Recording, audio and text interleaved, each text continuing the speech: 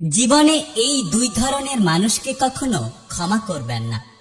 এক, যারা দুমুখ সাপের মতো হয়, যেখানে যেরকম সেখানে সেরকম কথা বলে, আর নিজেদেরকে ভালো রাখার জন্য সব সময় রাজনীতি করে।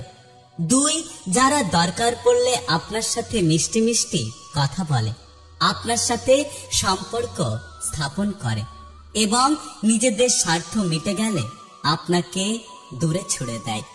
জীবন জ্ঞানীর কাছে একটা উপহার, বোকার কাছে একটা নাটক, ধনীর কাছে একটা খেলা এবং গরিবের কাছে একটা সংগ্রাম। হার মেনে নেওয়ার নাম জীবন নয়, বাস্তবতার সাথে লড়াই করে বেঁচে থাকার নামই হলো জীবন। যখন কোনো মানুষের খারাপ সময় যায়, তখন কেউ তার হাত ধরে না, বরং সবাই তার ভুল ধরে। ভদ্র ভাষা আর নম্র ব্যবহার করলে মূর্খ লোকেরা ভাবে মানুষটি দুর্বল, কিন্তু তারা এটা জানে না যে এই গুণগুলো অর্জন করা কত কঠিন। কষ্টের মূল্য আমি জানি না, কারণ আজ পর্যন্ত ওটা আমাকে কিনতে হয়নি, এমনিতেই প্রিয় মানুষেরা দিয়ে দিয়েছে।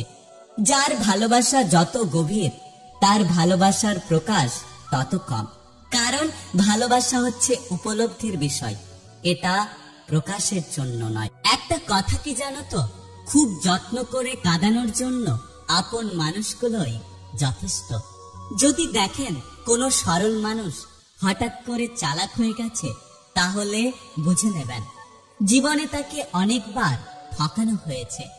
সুন্দর সে নয় যে দেখতে সুন্দর, আসলে সুন্দর তো সে যার মন এবং মানসিকতা সুন্দর। জীবনে যদি তুমি ভুল করো, তাহলে কষ্ট পেও না। একটা কথা সবসময় মনে রেখো, মানুষের জীবনের প্রত্যেকটা ভুল মানুষকে একটা নতুন শিক্ষা দেয়। জীবনে সুখে থাকতে হলে মানুষের সব কথাই কান দিতে নেই, কারণ মানুষের আপনি ভালো করলেও মানুষ আপনাকে কথা শোনাবে, আর মানুষের আপনি খারাপ করলেও মানুষ আপনাকে কথা শোনাবে। যে তোমার নীরবতার ভাষা বোঝে না, সে কখনোই তোমার চিৎকারের ভাষা বুঝতে পারবে না। নিজেকে শক্ত করে তৈরি করো, কারণ এই শহরে খারাপ পরিস্থিতিতে কেউ পাশে থাকে না।